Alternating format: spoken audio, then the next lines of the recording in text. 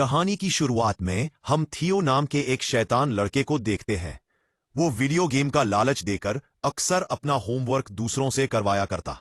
घर में भी सामने से नहीं, पाइप पे चढ़कर खिड़की से अपने कमरे में घुसता। एक दिन थियो केला खाते हुए छत पर गया और उसने छिलका अचानक नीचे फेंका। तभी एक पोर्टल खुला और केले का छिलका हवा में गायब हो गया।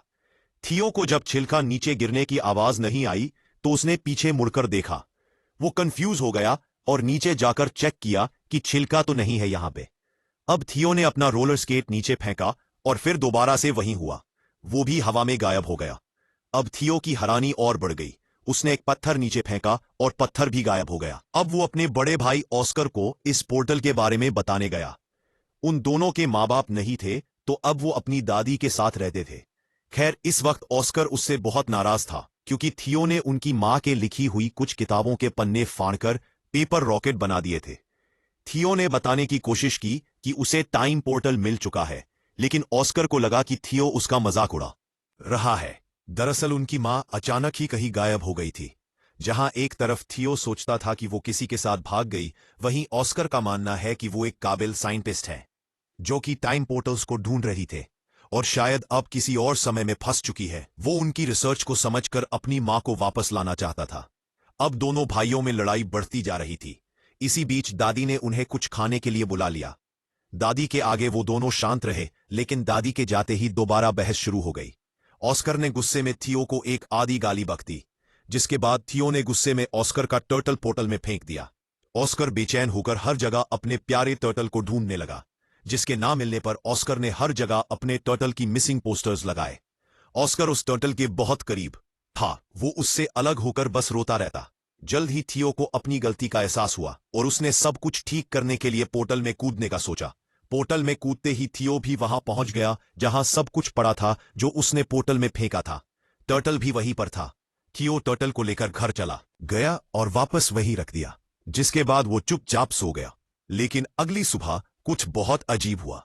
थियो अभी सो ही रहा था, लेकिन ऑस्कर काम के लिए तैयार हो गया। अब ऑस्कर की उम्र काफी बढ़ चुकी थी। थियो दरअसल उस पोर्टल की मदद से 1990 से 2022 में आ गया था। यहां ऑस्कर एक फिजिक्स का प्रोफेसर है। जल्द ही ऑस्कर डेविड नाम के एक आदमी की दुकान पर कुछ सामान लेने गया। कुछ देर बाद इस दुकानदार की बेटी एलिना भी वहां आ गई। डेविड और एलिना काफी समय से अच्छे दोस्त हैं। डेविड बचपन से एलिना को पसंद करता था, बस कभी कह नहीं पाया। एलिना का डिवोर्स हो चुका था और अब वो 2 बच्चों की मां थी, लेकिन ऑस्कर के मन में अब भी उसके लिए प्यार था। एलिना ऑस्कर की यूनिवर्सिटी में ही इंग्लिश प्रोफेसर है। घर पर थियो उठा और ऑस्कर को ढूंढने लगा। उसने टर्टल को उठाया और दादी के पास गया। दादी अब काफी बूढ़ी हो चुकी थी और वो थियो को पहचान नहीं पाई। जब ऑस्कर ने थियो को देखा तो वो चौंक कर बेहोश हो गया। जब ऑस्कर को होश आया तो उसने पूछा कि क्या यह सच में तुम ही हो थियो? थियो भी कंफ्यूज हो गया।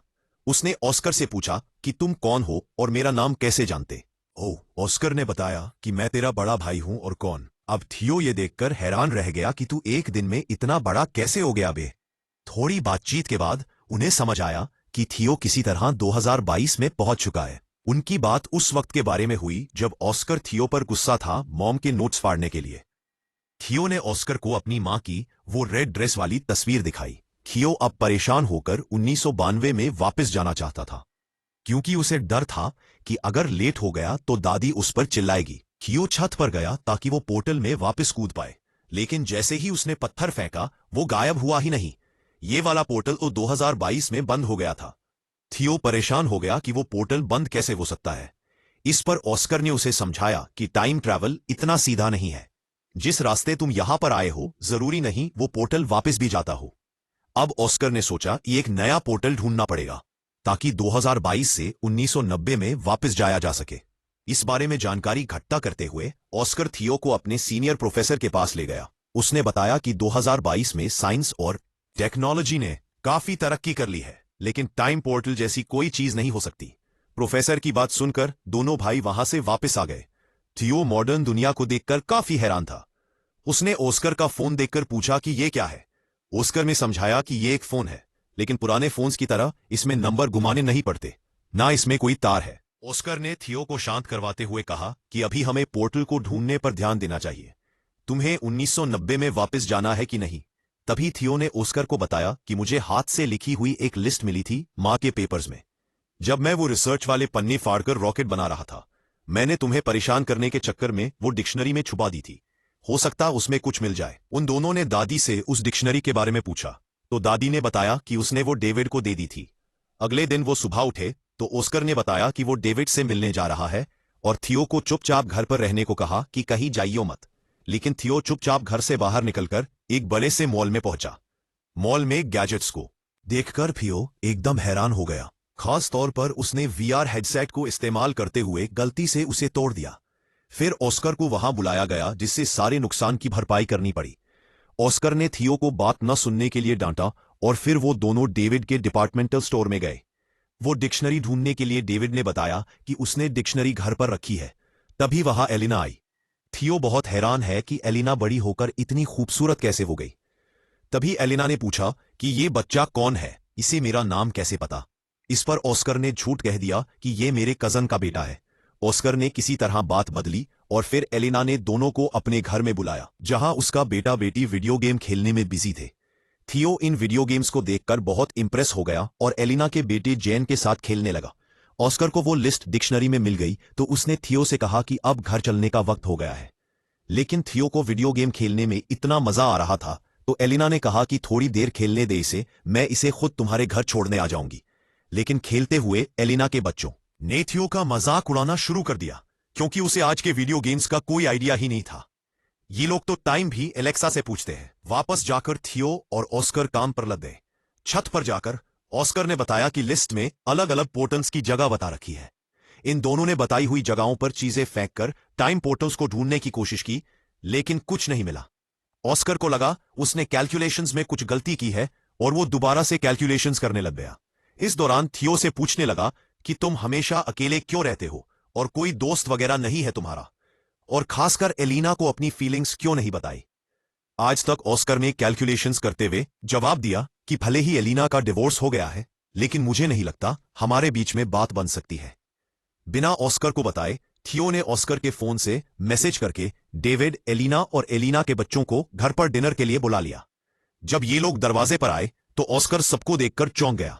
थियो ने बताया कि मैंने सबको फोन करके बताया है और ऑस्कर उसकी शैतानी समझ गया।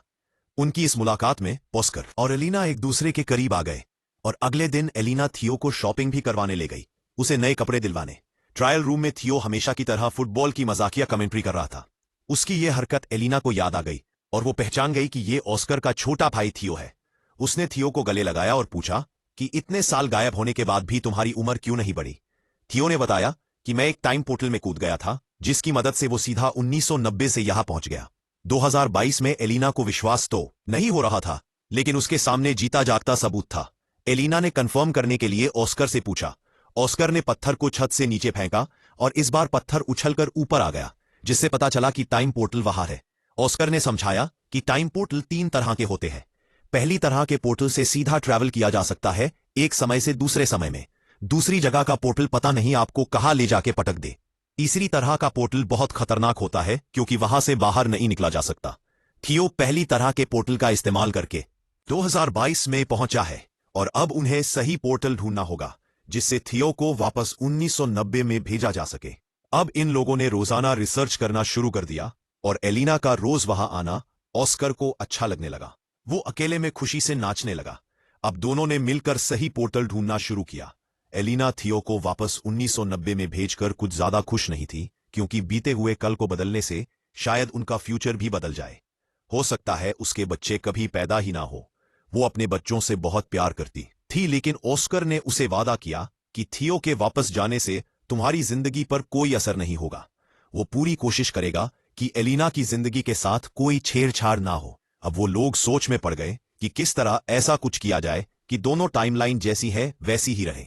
अब थियो ने दिमाग लगाया और अपनी मां के लिखे हुए कोऑर्डिनेट्स को क्रैक करने के लिए उसने एलिना के बच्चों की मदद ली, क्योंकि अगर वो उनकी मदद से बीते हुए कल में जाएगा तो ये पक्का हो जाएगा कि वो फ्यूचर में पैदा होंगे, क्योंकि अगर वो ना होते तो वो कभी पास्ट में पहुंच ही ना पाता। अब तीनों ने मैप का इस्तेमाल करके एक बीच का रास्ता ढूंढा जो थियो के हिसाब से एक टाइम पोर्टल है। उसकी मदद से वो 1990 में वापस जा सकता है।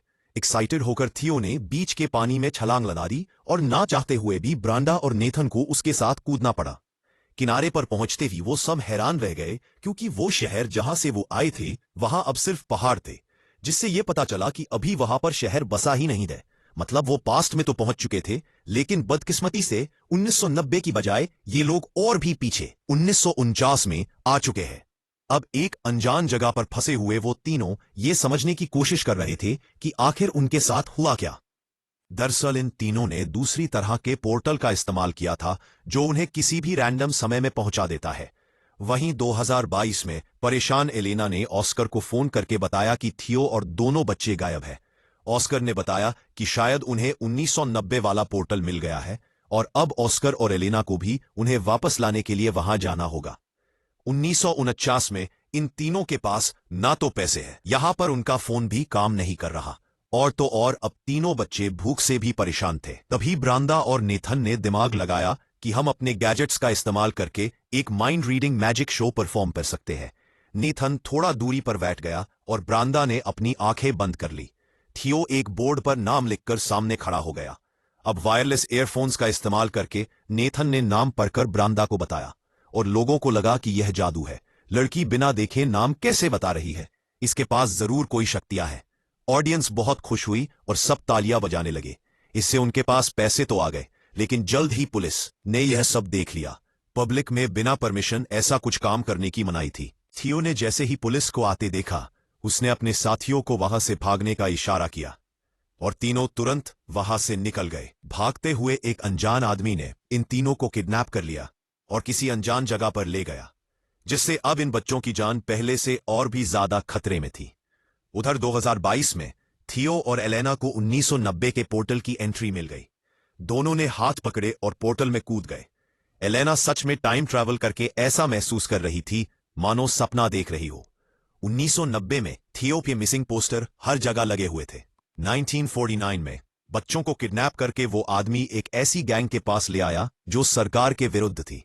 गैंग के लीडर ने पूछा कि इन बच्चों को यहां क्यों लाए, तो इस आदमी ने बताया कि ये बच्चे गैंग का सीक्रेट कोड जानते हैं। थियो ने कंफ्यूजन में पूछा कि कौन सा सीक्रेट कोड वर्ड। उस आदमी ने बताया कि जो सीटी की आवाज थियो ने पुलिस से भागने के लिए निकाली थी, वो इस गैंग का कोड वर्ड है। ये सीटी थियो को उसकी दादी ने सिखाई थी। तभी गैंग की एक जवान औरत वहां आई। ये थियो की दादी है। जब वो जवान थी, थियो को पता चला कि उसकी दादी कभी इस गैंग की मेंबर थी।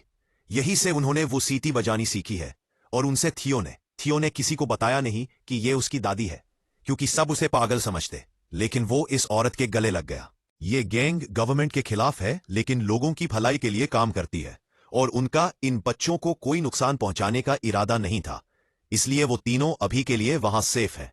दूसरी तरफ 1990 में ऑस्कर और एलेना बच्चों को ऑस्कर के घर में ढूंढ रहे थे, लेकिन वहां तो कोई भी नहीं था।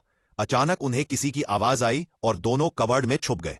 ये छोटा ऑस्कर है जो थियो के खो जाने के दुख में रो रहा है। फ्यूचर से आए ऑस्कर को ये देखकर बहुत दुख हुआ। 1949 में तीनों बच्चे उस गैंग के रहन सहन में ढलने शुरू हो गए थे, क्योंकि उन्हें लग रहा था कि वो जिस पोर्टल से यहां आए हैं वापस नहीं जा सकते। थियो की जवान दादी भी उनके साथ है, इसलिए थियो को ढलने में ज्यादा मुश्किल नहीं हो रही थी। थियो ने मौका देखकर अपनी दादी से कहा कि हमारे साथ एक फोटो ले लो, और साथ ही अपनी दादी से कहा कि इस फोटो को हमेशा संभाल कर रखना। जब आप बूढ़े हो जाओगे तब भी इसे फ्रेम करवा के रखना। इससे साल 1990 में दादी के फोटो फ्रेम में अचानक चेंज आ गया।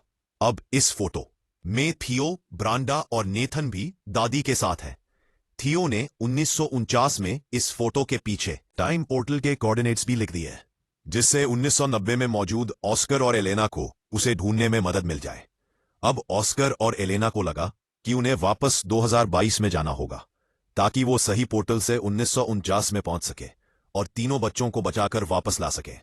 एक बार 1949 में पहुंच गए तो सब लोग 2022 में जाएंगे और वहां से थियो को 1990 में वापस भेज देंगे। ऑस्कर और एलेना पहले 2022 में वापस गए और थियो के दिए हुए कोऑर्डिनेट्स का इस्तेमाल करके 1949 में पहुंचे। वहां थियो ने दादी की गैंग के मेंबर्स को बताया कि उसका भाई ऑस्कर उसे लेने आएगा, इसलिए दो लोग पहले ही वहां खड़े थे। दादी की सिखाई हुई सीट ही जब इन लोगों ने बताई तो उसका रिस्पॉन्स ऑस्कर ने वैसी ही सीट ही बजा कर दिया, जिसके बाद ऑस्कर और एलेना को दादी की गैंग के पास ले जाया गया। एलेना अपने बच्चों को ठीक हालत में देखकर बहुत खुश हुई, लेकिन थियो अब वापस नहीं जाना चाहता था। उसे अब 1949 में ही अच्छा लग रहा था। ऑस्कर को यह सुनकर बहुत बुरा लगा। उसने थियो से कहा कि माना भाई, हम दोनों लड़ते हैं, लेकिन इसका मतलब ये तो नहीं कि एक दूसरे से प्यार नहीं करते। वो नहीं चाहता उसका छोटा भाई उसे छोड़कर चला जाए। ऑस्कर ने कहा कि तेरे जाने के बाद मैं कितना समय तुझे याद कर करके रोया हूं, तू सोच भी नहीं सकता। तभी वहां उनकी यंग दादी आ गई। ऑस्कर उसे देखकर हैरान था, लेकिन कुछ बोला नहीं। अब इन सबको 2022 में वापस जाने का टाइम पोर्टल ढूंढना है, इसलिए गैंग का एक आदमी उन्हें गाड़ी में छोड़ने जा रहा था। यह आदमी और कोई नहीं बल्कि ऑस्कर और थियो के दादाजी हैं। जल्द ही उन्हें 2022 में वापस जाने का पोर्टल मिल गया और अब ऑस्कर ने थियो को वापस 1990 में भेजने की तैयारी कर ली। वो वाला पोर्टल वो पहले ही ढूंढ चुके थे उस कंस्ट्रक्शन साइट पर। थियो वापस नहीं जाना चाहता था क्योंकि 1990 में उसके पास कोई नहीं है। उसके माँ बाप नहीं थे, वो बहुत अकेला महसूस करता था। उसने ऑस्कर से कहा कि मैं अब तुम्हारे साथ रहना चाहता हूं, तुम मुझे थोड़ी थोड़ी पापा की याद दिलाते हो। ऑस्कर ने बड़े प्यार से थियो को गले लगा लिया और समझाया कि 1990 वाला ऑस्कर भी बहुत अकेला है, उसे थियो की वहां बहुत जरूरत है। अगर तुम अच्छे से रहोगे तो मैं वादा करता हूं कि मेरा छोटे वाला वर्जन भी तुम्हारा बहुत ध्यान रखेगा।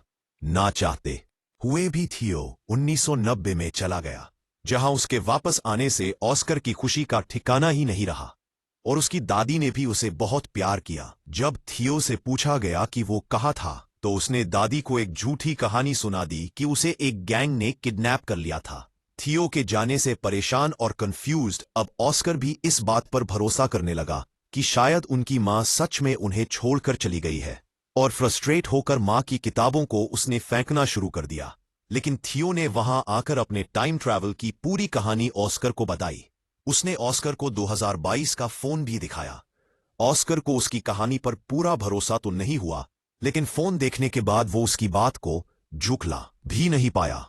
दोनों भाइयों ने अब कभी भी टाइम पोर्टल का इस्तेमाल ना करने का फैसला किया और वर्तमान समय में खुश रहने का वादा भी। अब 2022 में दोनों भाई एक साथ हैं और जैसे ही घर की घंटी बजी, थियो ने ऑस्कर का मजाक उड़ाते हुए कहा कि तुम्हारी गर्लफ्रेंड एलेना आएगी। थियो ने ऑस्कर से कहा कि अब तो अपने मन की बात बता दे, उसे डाइवोर्स भी हो गया उसका। थियो ने जानबूझकर ऑस्कर को पहले ये सब नहीं कहा, क्योंकि अगर वो ऐसा कर देता तो एलेना के बच्चे कभी पैदा ही ना होते और एलेना की जिंदगी पूरी तरह बदल जाती, जो उसने वादा किया था कि वो नहीं बदलेगा। लेकिन अब बिल्कुल सही वक्त था, बच्चे भी पैदा हो चुके, डाइवोर्स भी हो गया। ऑस्कर ने जैसे ही दरवाजा खोला तो एलेना बाहर ही खड़ी थी और यहां से इनकी जिंदगी को एक नया मोड़ मिल सकता है। अब आखिर में सीन बहुत ही पुराने वक्त का दिखाया जाता है। एक पोर्टल खुला और उसमें से एक औरत निकली। ये वक्त बहुत पुराना है और लोगों को साइंस के बारे में कुछ भी नहीं पता। ये औरत कोई और नहीं बल्कि थियो और ऑस्कर की मां है। दिखाया जाता है कि वो एक साइंटिस्ट है, तो वो लोगों को साइंस के बारे में पढ़ाने लगी, जिससे फ्यूचर में बहुत ज्यादा बदलाव आ सकता है। यहीं पर कहानी खत्म होती है। तो आपके हिसाब से क्या थियो को अपने भाई को पहले ही मना लेना चाहिए था कि लड़की से बात कर ले? हो सकता है उसका कभी डाइवोर्स ही ना होता और वो खुशी खुशी रहने लगते। कमेंट्स में जरूर बताना। मिलते हैं अगली वीडियो।